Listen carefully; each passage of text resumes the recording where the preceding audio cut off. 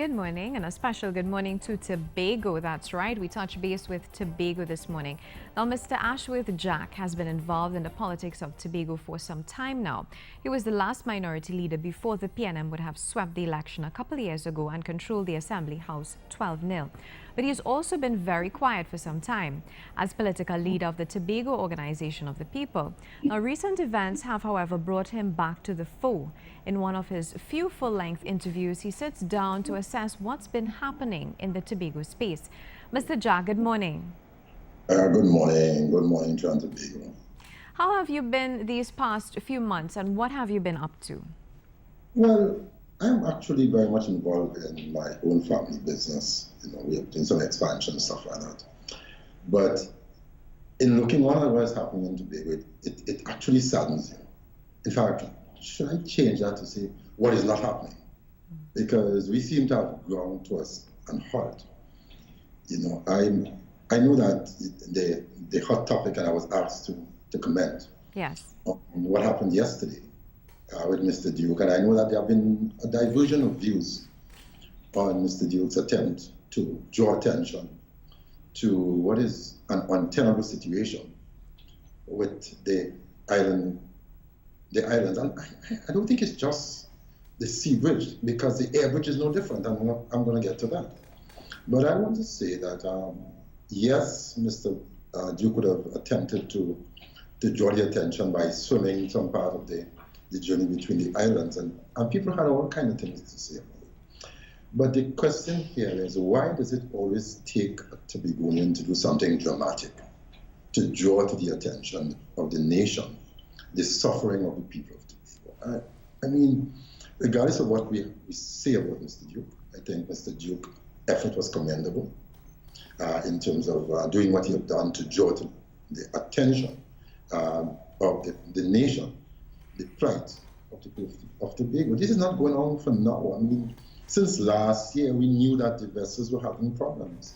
Since last year, there were promises that it would be dealt with. And up to this very moment as we speak, nothing has been done really to alleviate the problems that we have. And they are not insurmountable, because one of the things that I find missing in the conversation is what are the solutions. And let me just give you a quick review of one of the things. We have the TNT Spirit that is done at Caridoc. And the misconception is that it is on dry dock. It is not. It is done at Caridoc, but it's not on dry dock. And so every day it stays there. The country pays to have it there.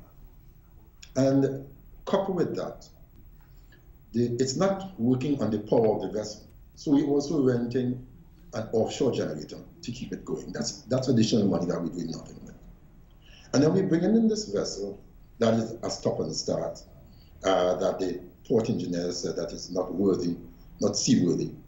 A vessel that they only checked for its seaworthiness after the contract was signed, which is the first time I ever heard it in my life. You sign a contract and then find out, hey, this thing isn't good. And then you say, listen, we're going to avoid this contract.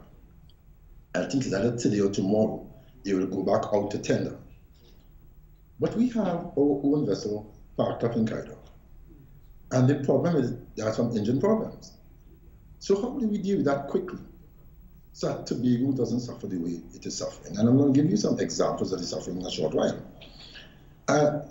We can purchase 2 new engines for the vessel. One of the engines, the insurance is void on one of the engines because some repair work to the engine have not been done on time as recommended by the insurance. So on one of the engines, we might not be able to recover any money from the insurance company. On the other engine, the insurance company will cover it.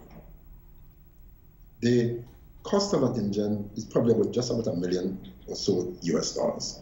So it's going to cost about $2 million US dollars, about 12 or 13 million TT dollars to replace the 2 engines on the TNT Spirit.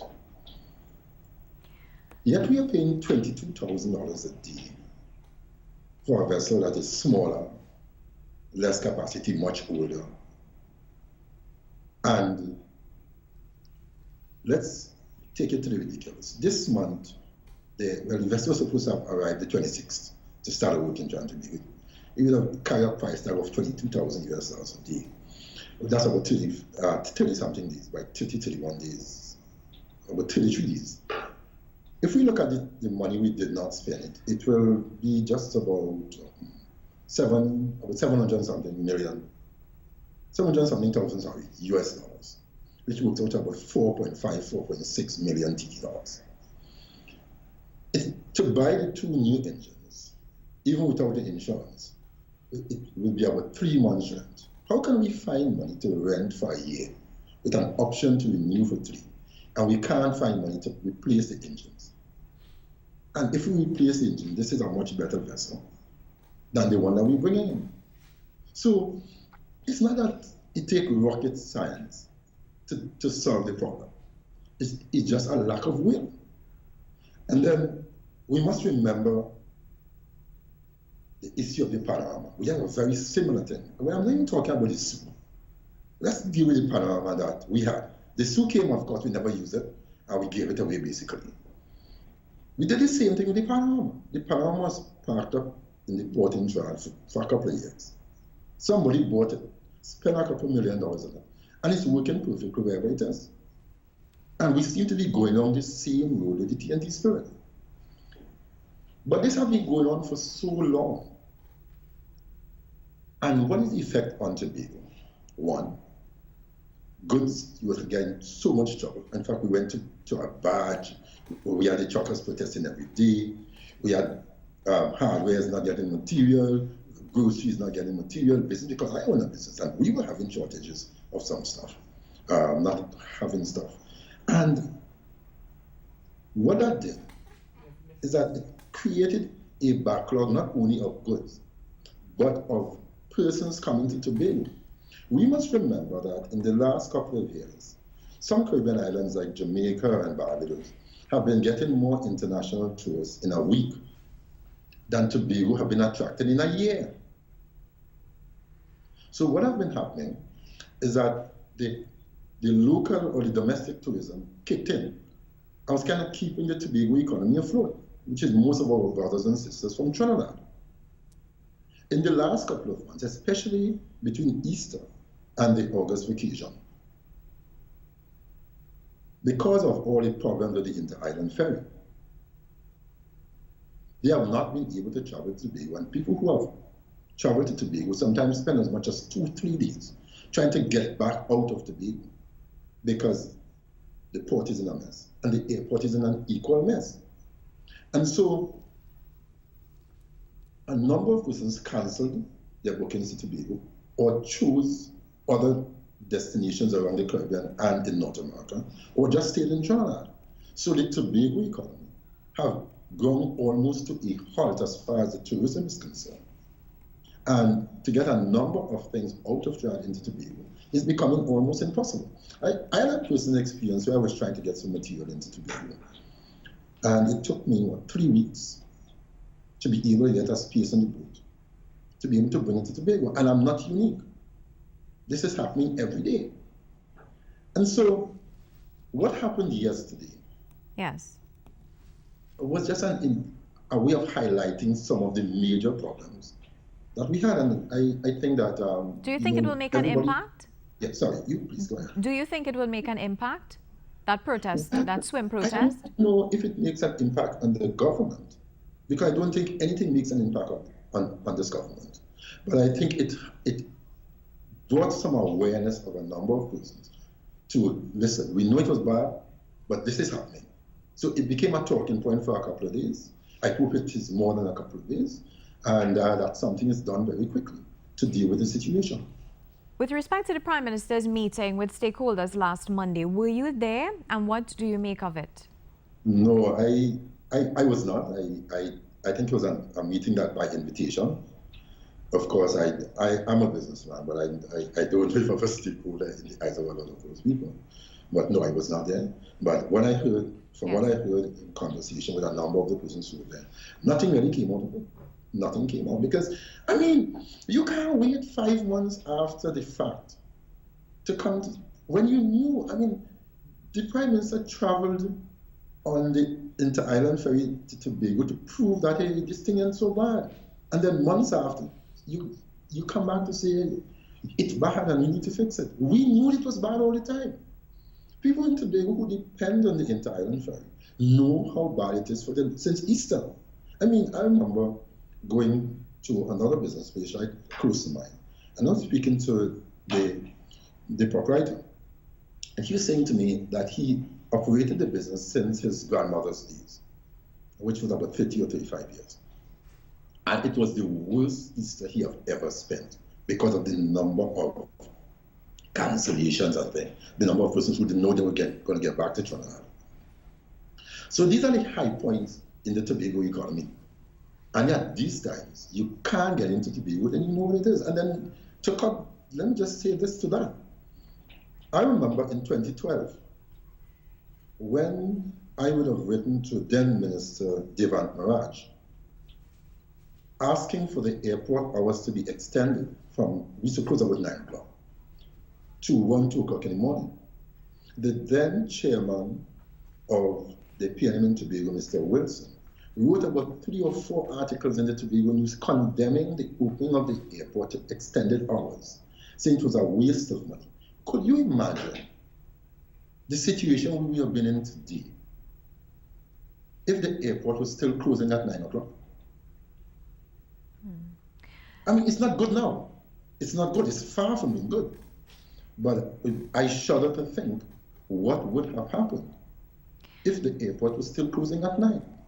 The Prime Minister's statement on the procurement process being a corrupt one. Do you hold the same view? Well, I think a blind man with a board glasses could have seen that something was wrong with what was happening here. I mean, when you look at the process, there was not a tender process in the first place. It was a sole select. And then you look at what you got for your sole select. And then you're saying that yes, it was a sole select, but there were a number, I am aware that there are a number of other providers who are providing better vessels, newer vessels, at a cheaper cost. Would you say that the sea bridge, should it be privatized? Well, if you privatize the sea bridge, then you need to immediately move to give Tobago internal self-government. And let me explain that. If you privatize the sea bridge, it means that the cost of everything will increase in Tobago, because too many of the stuff have to go into Trinidad than to get to Tobago. The reason for that is that Trinidad and Tobago is one country, and a number of the international providers of goods will have a contract with a country distributor. We have seen it happen before, because I have had persons who have attempted to buy from international, and they said, no, we already have a distributor in Trinidad and Tobago. And of course, that person will be located in Trinidad. So the goods go into Trinidad, the bulk is broken, and then it is sent to Tobago. We privatize the sea bridge, and the person who's running that is not doing a charity. They will have to make a profit on their business, and therefore all the prices will go through the roof. Persons in Trinidad will not suffer from it, but the persons in Tobago will suffer. What the solution to the problem is stop putting square pegs in round holes. Mr. Jack, thank you so much. People who are affected by the sea bridge to manage it. I mean, I'm not sure if this assembly would have been able to do any better than the government, because with all this is happening, I have never heard more silence in my life. I am wondering every day, does Tobago have a chief secretary? Does Tobago have an executive council? Because this transcends the politics. This has to do with the livelihood of the people of Tobago. And that is why people were elected. And therefore, you cannot stay silent simply because your political organization was in power in Trinidad. I remember when the issue of that extended hours came.